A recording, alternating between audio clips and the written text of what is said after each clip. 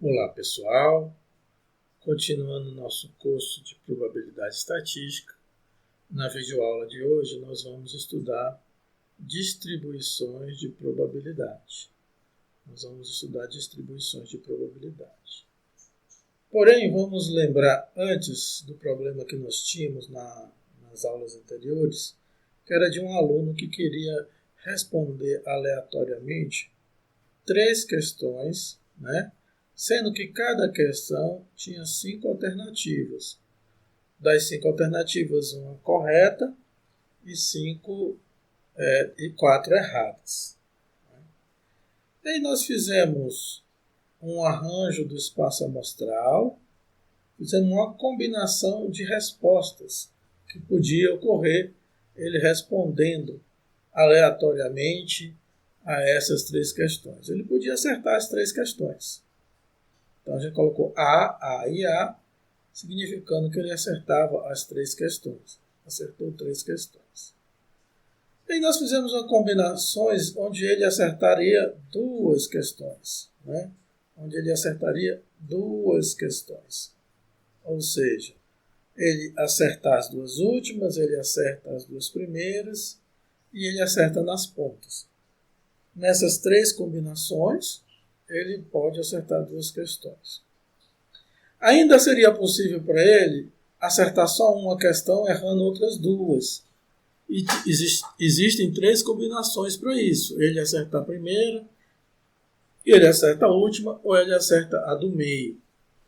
E ainda existe uma última possibilidade, que é ele errar as 3 questões. Né? O número de acerto dessas questões, nós vamos chamar de X. Então, o X pode assumir o valor 3, que ele acertando 3 questões. Ele pode assumir o valor 2, acertando 2 questões.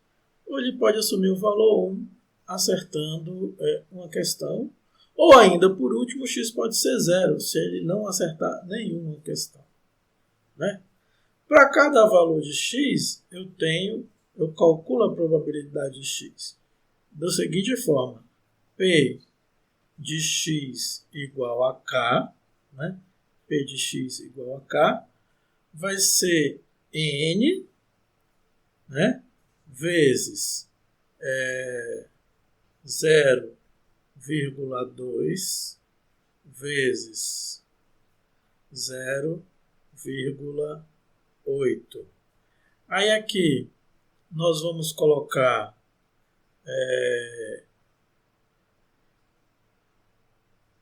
N menos,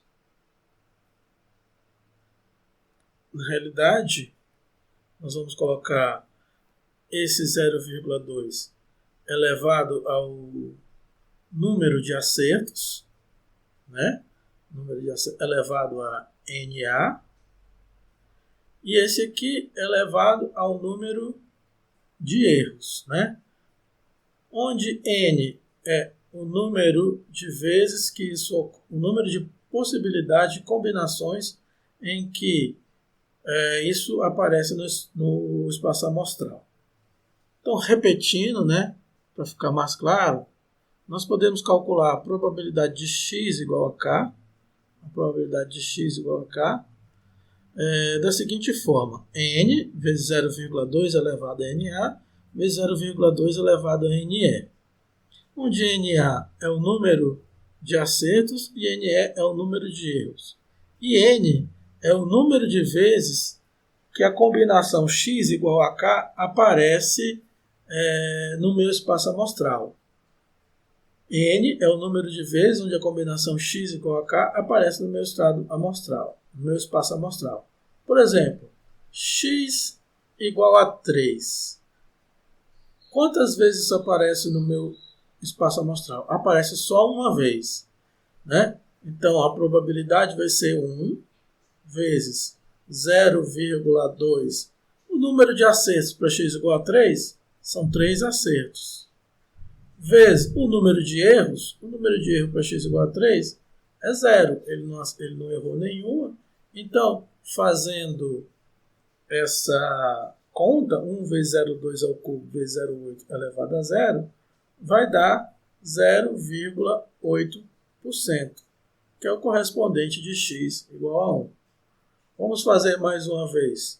Para x igual a 2, o que vai dar?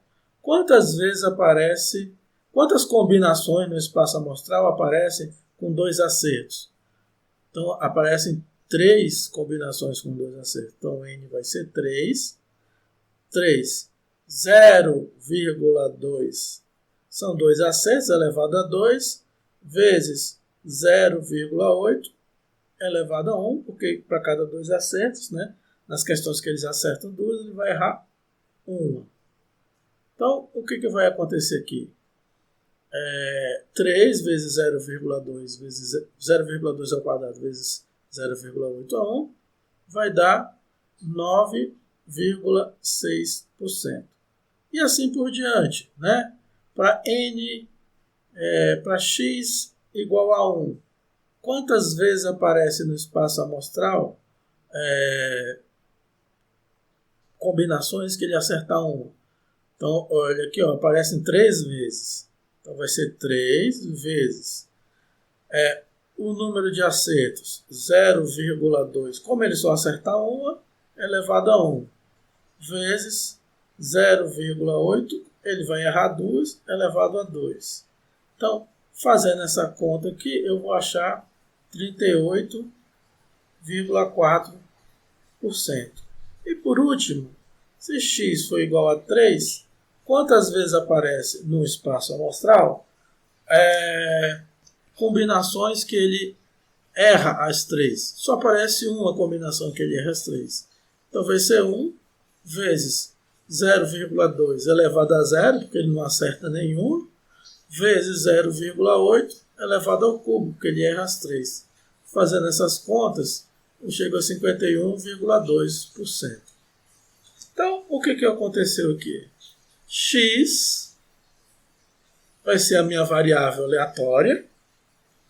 X vai ser minha variável aleatória, que associa um evento do espaço amostral a um número real, né? A um número real. X igual a 3 corresponde a que evento no espaço amostral? A e A. X igual a 2 corresponde a que evento no espaço amostral? Corresponde ao evento que está destacado aqui de vermelho. E esse evento tem 3 elementos. Tem o EAA, AAE e AEA. X igual a 1 também corresponde a um conjunto com 3 elementos do espaço amostral, e x igual a 0 também corresponde a um conjunto com 3 elementos do espaço amostral. Né? Então, a minha variável aleatória ela é uma função que vai associar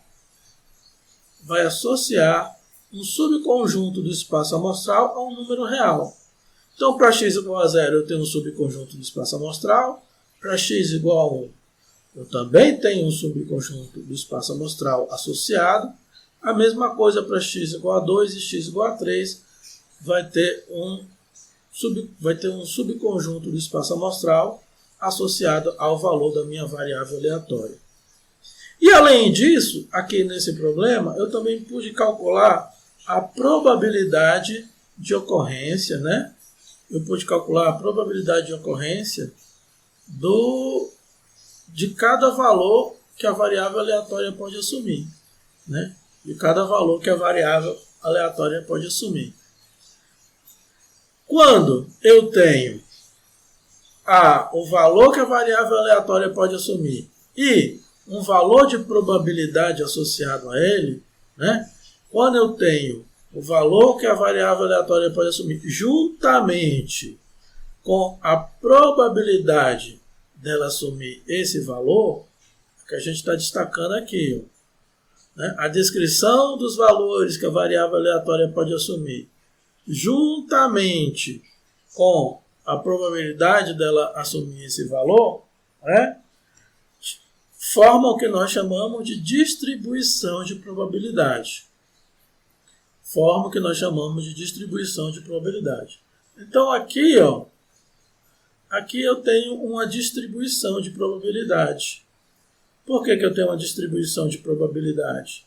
Porque eu tenho, primeiro, o valor das variáveis aleatórias, estão aqui, 3, 2, 1 e 0, e tenho as probabilidades de ocorrência de cada um desses valores, né?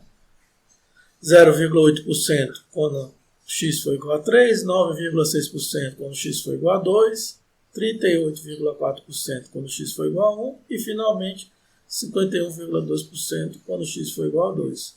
Se eu tenho a descrição dos valores que a variável aleatória pode assumir e também tenho, juntamente com isso, a probabilidade dela assumir cada um desses valores, eu tenho uma distribuição de probabilidade.